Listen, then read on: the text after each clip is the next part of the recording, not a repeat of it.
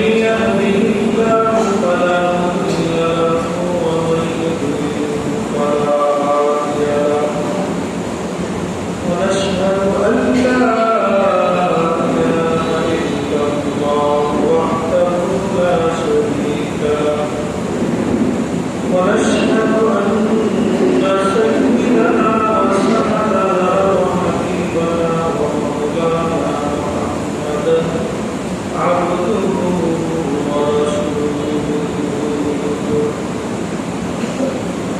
أرسله بالحق بشيرا ونذيرا داعيا إلى الله بإذنه وسراجا منيرا أما بعد فأعوذ بالله من الشيطان الرجيم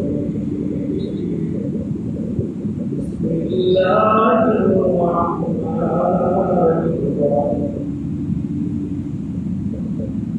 قل إن صلاتي ونسكي ومحياي ومماتي لله رب العالمين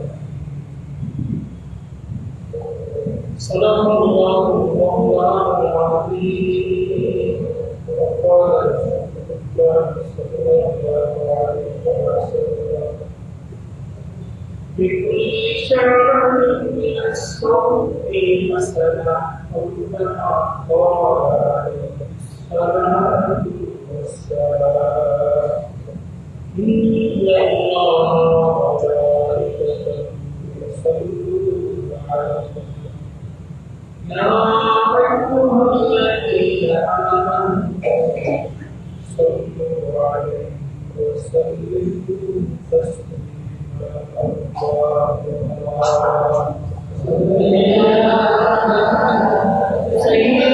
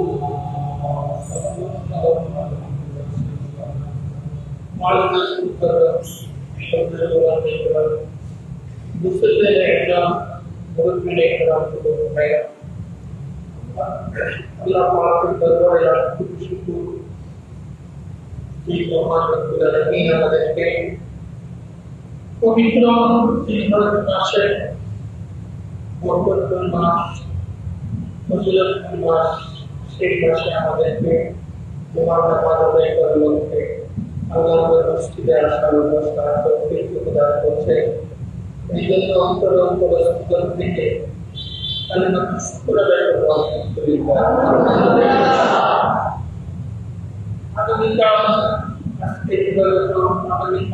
বৃহস্পতিবার আমাদের দেশে পবিত্র লালবাগ অনুষ্ঠিত হবে ইনশাআল্লাহ।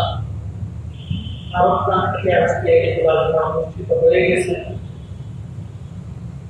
ইনশাআল্লাহ আমাদের সামনে কোরআন ইবাদত করার পর অত্যন্ত গুরুত্বপূর্ণ একটি ইবাদত। সেই ইবাদত সম্পর্কে আলোচনা করে আসতে দেওয়া হতে পারে। আজকে ইনশাআল্লাহ সেই আলোচনা করব, পবিত্র কোরআন সম্পর্কে আলোচনা করব ইনশাআল্লাহ। কোরআনে আমরা যে প্রতিনিয়ত কোরআনে হচ্ছি, সেই কোরআনের কাজটা আমরা একটি করতে জানতে পারলাম। সেই প্রতিনিয়ত কোরআনে আমাদের হজরত ইব্রাহিম আলাইহিস সালাম থেকে আসছে, সেই কোরআন সেই কোরআন।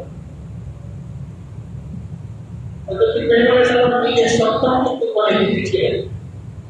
তিনি পরীক্ষায় উত্তীর্ণ হয়েছেন, পাস করেছেন। এই মুহূর্তে আল্লাহ তাআলা সন্তানের পরিবর্তে আল্লাহ তাআলা জান্নাতি দুম্বা পাঠিয়েছেন। সুবহানাল্লাহ, জান্নাতি দুম্বা পাঠিয়েছেন। এই দুম্বা সৌদি আরবে হাজী সাহেবরা বেশি দুম্বা ব্যবহার করে। সেই জাতি দুম্বাটা যেটা সেই জন্তু দুম্বা জান্নাত থেকে আল্লাহ তাআলা পাঠিয়েছিলেন ইসমাইলের পরিবর্তে যেন ওই দুম্বাটা ব্যবহার করে। হযরত ইব্রাহিম আলাইহিস সালাম ইসরায়েলকে এরা পর্যন্ত আলোচনা হয়েছে। আত্মা বাচ্চে সন্তানের আলোচনা অনুযায়ী, পরামর্শ অনুযায়ী এবং কিছু দিয়ে অথবা সাইড দিয়ে দুটো রেওয়াজে আছে। জবাই করার জন্য উনি সম্পূর্ণ প্রস্তুতি নিচ্ছেন। অলরেডি জবাই করার জন্য উনি চালাচ্ছেন, কিন্তু কি করে না, গলা কাটতেছে না। অত্যন্ত ধারালো একটা শরীর, সেই শরীরে উনি আল্লাহু আকবার বলে জবাই করতেছেন। এর গলায় প্রচুর পরিমাণ কাটতেছে না, কিন্তু সেই শরীর ইব্রাহিমের কথা শুনবে নাকি আল্লাহর কথা শুনবে? আল্লাহ তাআলা শরীরকে নিষেধ করেছেন, শরীর কিন্তু থাকবে না। আল্লাহু আকবার। যা শুধুমাত্র আল্লাহর পরীক্ষা ছিল যে ইব্রাহিমকে মন থেকে ইখলাসের সাথে বাস্তবিক কি সন্তানকে জবাই করে দিলেন। এই পর্যায়ে নিয়ে গেছে, অলরেডি শরীর চালাইছেন। আল্লাহ নিজের সন্তানের গলায় অলরেডি কি করতেছেন, শরীর চালাইতেছেন। এখানে আর কোনো দ্বিধাদ্বন্দ্ব নাই যে নিজের সন্তান জবাই করবে কিনা, আর কোনো কি নাই। এখানে আর দ্বিধাদ্বন্দ্ব নেই, অবশ্যই তার সন্তানকে জবাই করার জন্য 100% প্রস্তুত। এরপরে আল্লাহ তাআলা শরীরকে নিষেধ করেছে, শরীরে কি করে না করে ইসমাইলের গলা না কাটে। আল্লাহ তাআলা নির্দেশ দিয়েছেন ইব্রাহিমকে যাও, ইসমাইলের পরিবর্তে আমার ইব্রাহিম আমার পরীক্ষায় পাস করেছে, তার সন্তানকে জবাই করতে আসছে, দ্বিধাবোধ করে নাই, পিছপা ঘটে নাই, অলরেডি সে চালাচ্ছে। যাও, জান্নাত থেকে একটা দুম্বা নিয়ে চলে যাও, তার সন্তানের পরিবর্তে যেন ওই জান্নাতের দুম্বাটা জবাই করে দেবে। সুবহানাল্লাহ। হযরত জিবরাইল আলাইহিস সালাম যখন রওনা দিয়েছেন, দেখতেছেন ছুরি চালাই দিচ্ছেন উনি, মানে বুঝতে পারতেছেন যে মনে হয় ইসমাইলকে জবাই করেই ফেলবে যেহেতু ছুরি উনি চালাই দিচ্ছেন। এই মুহূর্তে উনি বলতেছেন আল্লাহু আকবার, আল্লাহু আকবার। কে বলতেছেন? জিবরাইল আলাইহিস সালাম। আকাশ থেকে আসতেছেন আর বলতেছেন, ইব্রাহিমের দিকে তাকায় আল্লাহু আকবার, আল্লাহু আকবার। এমনি ইব্রাহিম আলাইহিস সালাম উপর দিকে তাকায়, সে আল্লাহু আকবার বলি উপর দিকে তাকায় দেখে ইব্রাহিম বলতেছে আল্লাহু আকবার, আল্লাহু আকবার। সাথে ইব্রাহিম করতেছে লা ইলাহা ইল্লাল্লাহু আল্লাহু আকবার, আল্লাহু আকবার, সুবহানাল্লাহ। ইব্রাহিম আলাইহিস সালাম বলতেছে লা ইলাহা ইল্লাল্লাহু আল্লাহু আকবার। ইব্রাহিমের এই আল্লাহু আকবার ধ্বনি শুনে, জিবরাইল আলাইহিস সালাম আল্লাহু আকবার ধ্বনি শুনে সূরার নিচ থেকে ইসমাইল বলতেছে আল্লাহু আকবার ওয়ালিল্লাহিল হামদ, সুবহানাল্লাহ। আমরা সেই প্রক্রিয়া আজকে ফজর থেকে শুরু করেছি। আইয়ামে তাশরিক অর্থাৎ 5 দিন, 9 জিলহজের ফজরের পর থেকে মঙ্গলবার পর্যন্ত গতকাল আসর সময় সালাম হয়েছি, আজকে অনেক ছিলেন না, এই জন্য আমরা বলতেছি 9 জিলহজ আজকে ফজরের পর থেকে মঙ্গলবার 13 জিলহজ আসর পর্যন্ত মঙ্গলবার পরে প্রত্যেক ফরজ নামাজের পরে নারী পুরুষ সকলে চাই জামাতে নামাজ পড়ুক, চাই একা একই ঘরে নামাজ পড়ুক, মসজিদে করুক আর রাস্তাঘাটে যেখানেই করুক না কেন, কি করতে হবে? প্রত্যেক ফরজ নামাজের পরে এই তাকবীরটা বলা উচিত। এই তাকবীরটা বলা কি? এবং পুরুষরা উচ্চ আওয়াজে বলবে, মনে মনে না, জোরে বলতে হবে পুরুষরা, আর মা বোনেরা মনে মনে বলবে, সেটা বলা কিন্তু উচিত। যদি কেউ উচ্চকিত ভাবে ছেড়ে দেয় তাহলে কি হবে? কবিরা গুনাহ হবে। কি হবে? কবিরা গুনাহ। সেই আইয়ামে তাশরীকের যে তাকবীর, আল্লাহু আকবার, আল্লাহু আকবার, লা ইলাহা ইল্লাল্লাহ, আল্লাহু আকবার, আল্লাহু আকবার ওয়া লিল্লাহিল হামদ, তিনজনের সম্মিলিতভাবে কাজ। জিবরাইল সালাম বলছেন আল্লাহু আকবার, আল্লাহু আকবার, ইব্রাহিম নবী বলছেন লা ইলাহা ইল্লাল্লাহ, আল্লাহু আকবার, ছেলে ইসমাঈল বলছেন হুসুরের নিচ থেকে বলতেছেন আল্লাহু আকবার ওয়া লিল্লাহিল হামদ। এই তিনজনের সমন্বয়ে যে তাকবীর হয়েছে সেই তাকবীর কিয়ামত পর্যন্ত বলা ওয়াজিব থাকবে। সুবহানাল্লাহ। প্রত্যেকটা মুসলমান দলমালিক করে কিয়ামত পর্যন্ত সেই দায়িত্ব, মানে আইয়ামে তাশরীক দিনে 5 দিন সেই তাকবীর বলা ওয়াজিব থাকবে। আল্লাহু আকবার। যাই হোক, ইব্রাহিম আলাইহিস সালাম দেখছেন যে জিবরাইল আলাইহিস সালাম আসতেছেন, উনার হাতে একটা দুর্বা। জিবরাইল বলতেছেন, হে ইব্রাহিম, তুমি তোমার প্রভুর নির্দেশ পালন করেছ, 100% পালন করেছ, 100% পালন করেছ। তুমি তোমার পরীক্ষায় পাস করেছ, তোমার সন্তানকে জবাই করা মাকসুদ না, তোমাকে পরীক্ষা করা মাকসুদ। তুমি পরীক্ষায় পাস হয়েছ, কাজে তুমি তোমার সন্তানের পরিবর্তে সেই জান্নাতে দুর্বাটা জবাই করে ফেল। সুবহানাল্লাহ। প্রতীক আছে, হাদিসে আছে, ইব্রাহিম আলাইহিস সালাম যখন ছুরি দিয়ে পুষ দিচ্ছেন, ইসমাইলের গলা কাটছে না, উনি হয়তো মনে করতেছেন মনে হয় ছুরিটা ধরল না, ছুরিটা বুধা, এই মনোভাব নিয়ে ছুরি দিয়ে আঘাত করছে একটা পাথর করে। সুবহানাল্লাহ। বিশাল পাথর উপরে আঘাত করতে দেরি হয়েছে, পাথর বিগন্ধ হইতে দেরি হয় না। সুবহানাল্লাহ। বোঝা গেল ছুরির মধ্যে পরিমাণে ধারের দিকটা কমতি নাই। কথা বলে ঠিক কিনা? কমতি আছে? কমতি নাই। কিন্তু আল্লাহর নির্দেশে ছুরি কাজ করে নাই। আল্লাহ বলছেন ছুরি কাজ করতে পারবে না, তুমি জবাই করবে না। সেই ইব্রাহিম নবীকে আগুনের মধ্যে নিক্ষেপ করা হয়েছিল। নমরুদকে কোথায় ফেলেছিলেন? আগুনের মধ্যে ফেলেছিলেন। সে বিশাল অগ্নিকুণ্ডের মধ্যে পালন করে সে আগুন ইব্রাহিমকে জ্বালাইতে পারে নাই, পুরাইতে পারে নাই। পাশে নির্দেশনা কার? আল্লাহ।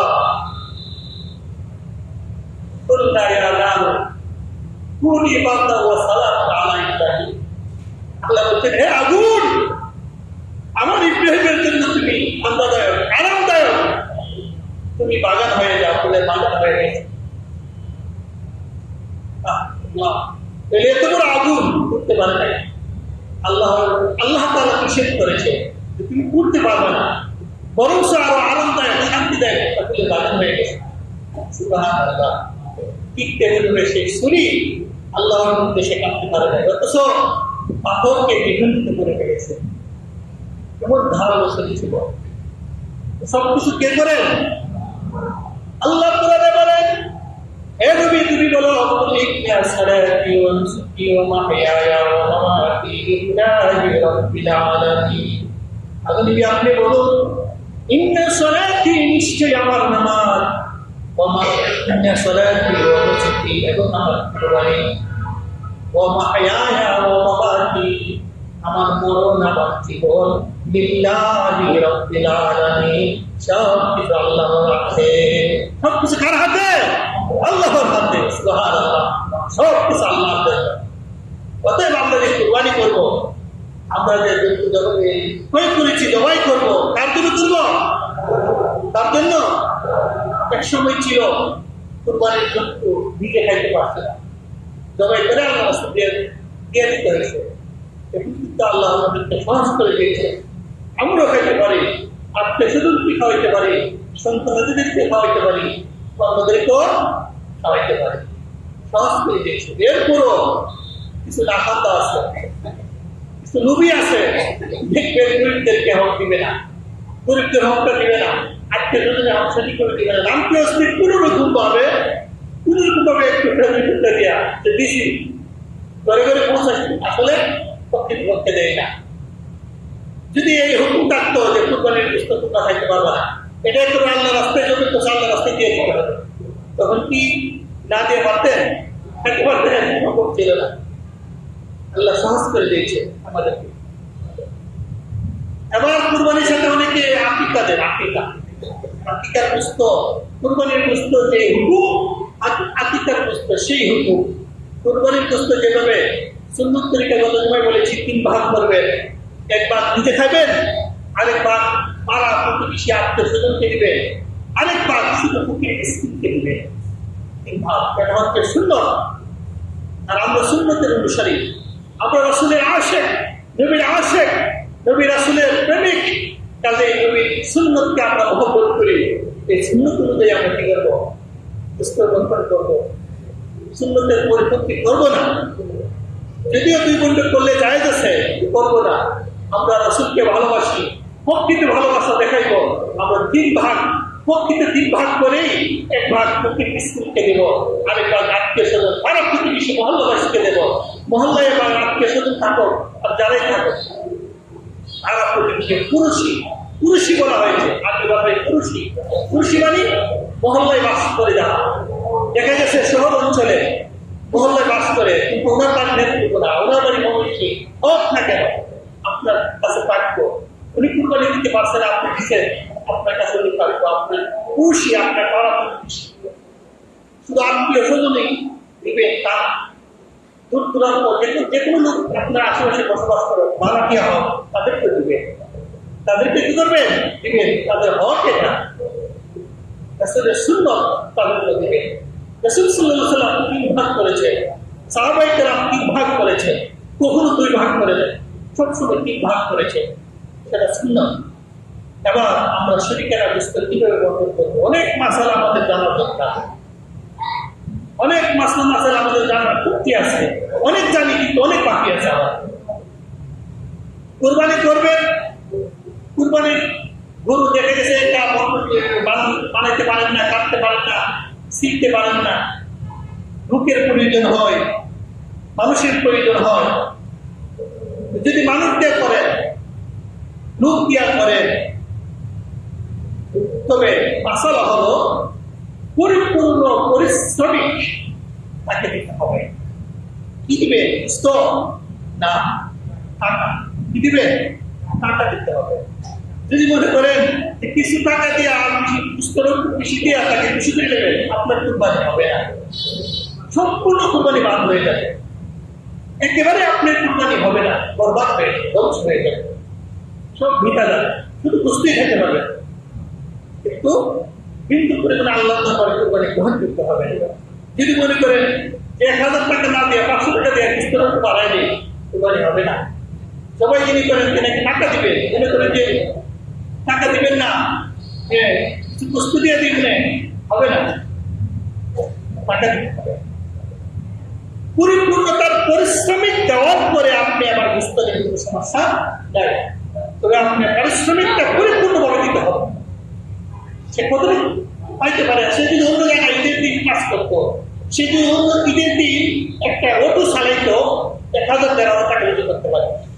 অন্য সময় যদি অটো চালায় 1000 রুজু করে, ঈদের দিন 2000 রুজু করতে পারে। কথা বলে ঠিক কিনা? ঈদের দিন তো অটো পাওয়া যায়, ঈদের দিন কি সিএনজি গাড়ি পাওয়া যায়, সবকিছু বেশি বেশি খরচ লাগে। আপনি 10 টাকা বা 20 টাকা দিতে হয়, সে তো আপনি ঈদের দিনটা আপনাকে সময় দিয়েছে, সেই পরিমাণে তাকে পরিশ্রমিক দিবেন। আপনি 500 টাকা দেবেন, যে দিন তো তাকে 500 টাকা দেখা দিতে পারি সারাদিন। আর আজকে 3 ঘন্টা কাছে তাকে 500 টাকা দিয়ে বেশি হয় না। 3 ঘন্টা ঈদের দিন যদি সে লোক চালায়, 3 ঘন্টা ঈদের দিন যদি সে সিএনজি চালায়, 3 ঘন্টা ঈদের দিন যদি সে অন্য কোনো কাজকর্ম করে, তার টাকা বেশি, তার বিনিয়োগ বেশি। সরকারি যে অফিস আদালত আছে, যেগুলো ঈদের দিন খোলা, যেমন রেল স্টেশন বা অন্যান্য অফিস আদালত, যেমন ব্যাংক 10 দিন বন্ধ, কথা বুঝবেন আমার কাছ থেকে ভালো করে, আবার ভুল বুঝবেন না, ভালো করে বুঝে না মানবেন। যেমন ঈদের জন্য সরকারি ব্যাংক 10 দিন বন্ধ দেওয়া হয়েছে, এরপরে বিশেষ বিশেষ কিছু ব্যাংক ওই 10 দিনের ভিতরে খোলা রাখছে, কিন্তু তাদের ওই যে বেতন আছে নির্ধারিত বেতন থেকে অধিক তাদেরকে আবার একটা মুনাফা দেওয়া হবে, তাদেরকে টাকা দেওয়া হবে, তাদেরকে বেতন দেওয়া হবে, অতিরিক্ত বেতন। কেন?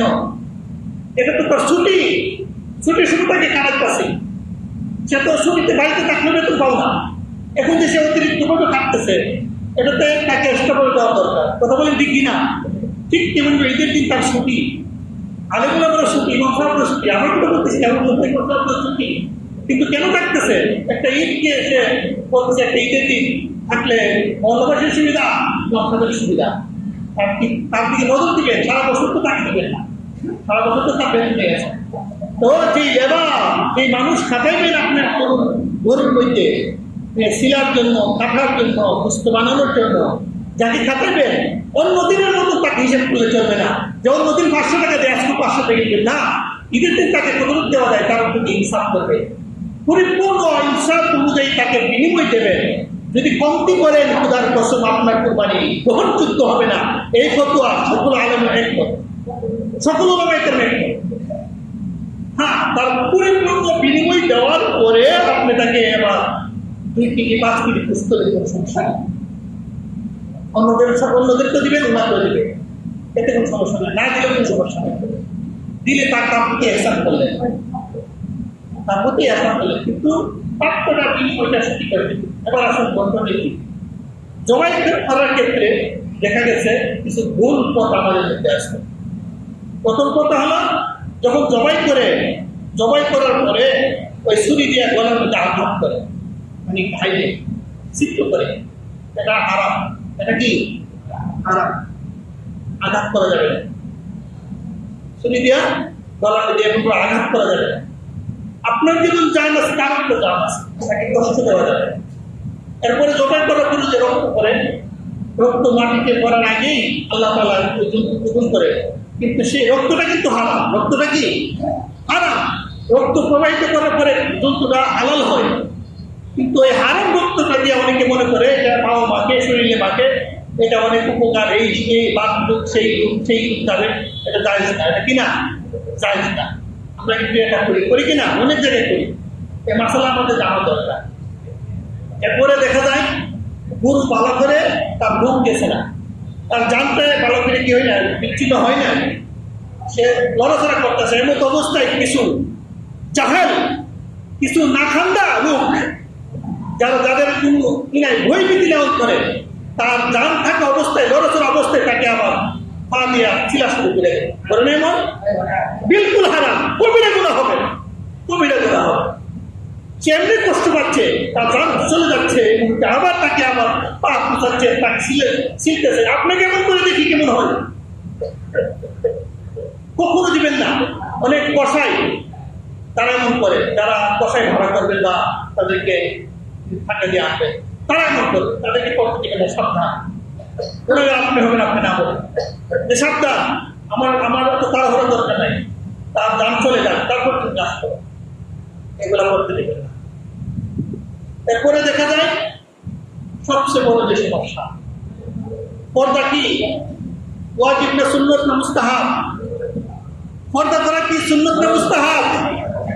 ফরজ। পর্দা করা কি? এই যে জুমার নামাজ পড়তেছি ফরজ, 5 ওয়াক্ত নামাজ পড়তেছি ফরজ। আপনি কাপড় পরিধান করা, উলঙ্গ না হওয়া, কাপড় চতুর ঢাকা ফরজ। শত টাকা কি? কিন্তু ওঠে কোরবানি করার সময় আপনার ছেলে, আপনার মেয়ে, আপনার ওয়াইফ, যারা কোরবানি সবাই আসে, দেখি এই মানে সবাই সাথে আসছে, এখানে বেগানা পুরুষ আছে, এখানে হুজুর আছে, বা অন্যান্য অপরিচিত যাদের সাথে বিয়া হালাল, যাদের সাথে পর্দা ফরজ, তাদের সামনে আসে না, এসে মোবাইল দিয়ে মিটিং করে কিনা? এই কথা কি আপনারা এই কমন চেষ্টাকে মাথায় নেন না? অনেকে নেন, অনেকে বলবে না, হুজুরও বলে না, অনেকে আমাদেরকে জানবে বলি না অনেকে। অথচ পর্দা ফরজ, কুরবানি ওয়াজিব। দেখা কি ওয়াজিব? ওনারা এসে দেখতে হবে যে মহিলার নামে, যে মহিলার পক্ষ থেকে কুরবানি দেওয়া হচ্ছে উনি কি দেখা ওয়াজিব, দেখা সুন্নাত, যে কুরবানির সময় উপস্থিত থাকতে হবে মুস্তাহাব, কোনো কিছুই না। উনি প্রয়োগ করছে কুরবানি, আল্লাহ পক্ষ থেকে হয়ে গেছে। যখন নিয়োগ প্রয়োগ করছে আল্লাহ পক্ষ থেকে উৎসর্গ করা হয়ে গেছে। তো জবাই করার সময় সামনে থাকতে হবে, বা মনে থাকতে হবে, এটা দেবেন না। একটা করে হারাম কাজ করবেন, একটা সবের কাজ করতে হবে, আর হারাম কাজ যেটা আমরা অনুষ্ঠানের মধ্যে করি, বিয়া শাদীর অনুষ্ঠানে, জেপতের অনুষ্ঠানে, খানা পিনার অনুষ্ঠানে, একসাথে বেড়া মিলি এক টেবিলে বসে পাশের টেবিলে মহিলারা করতেছে, মুখ খুলে খাইতেছে, এখানে পুরুষরা খাইতেছে। মানে এত ঘৃণা লাগে আমার কাছে বলা হবে কিভাবে এটা এত পর্দা লঙ্ঘন করতেছে, আরাম কাজ করতেছে, ফরজ লঙ্ঘন করতেছে, আবার মুস্তাহাব একটা খানা খাওয়ার জন্য চলে গেছে। এই মুস্তাহাব সওয়াবের দরকার নেই। আমার নফল ইবাদতের এটা নফল বলতে কি মুক্তি নামে বা কারোর জন্য খানার আয়োজন করে, এটা নফল না করলে কোনো অসুবিধা নেই। আপনারা টাকা ওগুলো মসজিদে দান করে দেন, এতে মনে দান করে দেন, গরিব মিসকিনদের দান করে দেন। তার নামে যার জন্য আপনি দান করবেন, যার জন্য আপনি গুরু জবাই করে মানুষকে খাওয়াবেন, অনুষ্ঠান করবেন, ওই টাকাটা 1 লাখ 1.5 লাখ টাকা মসজিদে চালিয়ে দিবেন না, মাদ্রাসায় চালিয়ে দিতে চাবেন। অথচ খানা পিড়া ওনার কাজ করেন যে বেলা পিড়ে একসাথে খাওয়া পর্দা লঙ্ঘন করে। এই সোয়াবের কাজ করতে গিয়ে হাজার হাজার গুণা কামাচ্ছে। আপনি গুণার বাগি হচ্ছেন, অন্যদেরকে গুণার বাগি বানাচ্ছেন। এই পর্দা লঙ্ঘন করে এগুলা করবেন না। যদি মহিলাদেরকে খাওয়ান আলাদা প্যান্ডেল করেন, যদি মহিলাদেরকে খাওয়ান নামাজ আগ পর্যন্ত শুধু মহিলা খাবে, নামাজও করে শুধু পুরুষ খাবে, কিন্তু 2টা প্যান্ডেলের সুযোগ না থাকে। পাবেন তো ইনশাল্লাহ? এটা আমার পক্ষ থেকে সবসময় আপনাদেরকে আমি বলে আসছি, এখনো বলি। কুরবানির আলোচনা মধ্যে চলে আসছে, কুরবানি করার সময় ওই মহিলার পক্ষ থেকে কুরবানি হচ্ছে, উনি সামনে আসতে হবে না, আপনার উপযুক্ত নিয়ে সামনে আসতে হবে না, শুধু পুরুষ থাকে, সমস্যা নাই। এরপরে কুরবানি করবেন সুন্নাত তরিকা, ইন্নী ওয়াজ্জাহতু ওয়াজহিয়া লিল্লাযী ফাতারাস সামাওয়াতি ওয়াল আরদা হানিফা ওয়া মা আনা মিনাল মুশরিকিন। সবাই পারে নিজের কুরবানি নিজে দেওয়া উত্তম, তবে সঠিকভাবে না করলে উত্তম না। নিজের বাবার জানাজা নিজের সন্তান দেওয়া উত্তম, কিন্তু ছেলে দেখা গেছে পুরুষই পালন নিয়ে পারে না, জানাজার নামাজ পড়া করে সেই শুদ্ধভাবে পারে না, তার জন্য উত্তম না, তার জন্য উত্তম। তার জন্য ইমাম সাহেব দিয়ে পড়াবেন, অন্য একজন আলেম দিয়ে হাফিজ দিয়ে পড়াবেন জানাজা। বাবার জানাজা সন্তান বা নাতি আত্মীয় স্বজন দেওয়া উত্তম, কিন্তু তার দেখতে হবে তার সূরা কেরাত সহি শুদ্ধ কিনা, তার জানাজা যে দোয়া কালাম করবে ওইগুলা সহি শুদ্ধ কিনা, সবই পাবে। যাই হোক, শুধু তার কোরবানির নিয়মটা বলতেছি। কোরবানির যখন শোয়াবে তখন তিনি কোরবানি করবেন, ইন্নী ওয়াজ্জাহতু ওয়াজহিয়া লিল্লাযী ফাতারাস সামাওয়াতি ওয়াল আরদা হানিফা ওয়া মা আনা মিনাল মুশরিকিন। ইন্না সলাতি ওয়া নুসুকি ওয়া মাহইয়ায়া ওয়া মামাতি লিল্লাহি রাব্বিল আলামিন। আল্লাহুম্মা মিনকা ওয়া লাকা বিসমিল্লাহি আল্লাহু আকবার। কোরবানি হওয়ার পরে এই দোয়া করবেন, আল্লাহুম্মা তাকাব্বালহু, আল্লাহুম্মা তাকাব্বালহু মিন্নি। যদি নিজের কুরবানি হয় আর যদি আরেকজনের পক্ষ থেকে হয়, আল্লাহুম্মা তাকাব্বাল মিনহুম কামা তাকাব্বালতা মিন হাবিবিকা মুহাম্মদ সাল্লাল্লাহু আলাইহি ওয়াসাল্লাম ওয়া খালিলিকা ইব্রাহিম আলাইহিস সালাতু ওয়াসসালাম। এই দোয়াগুলো কইরা সুন্দর করে কুরবানি করা সুন্নাত।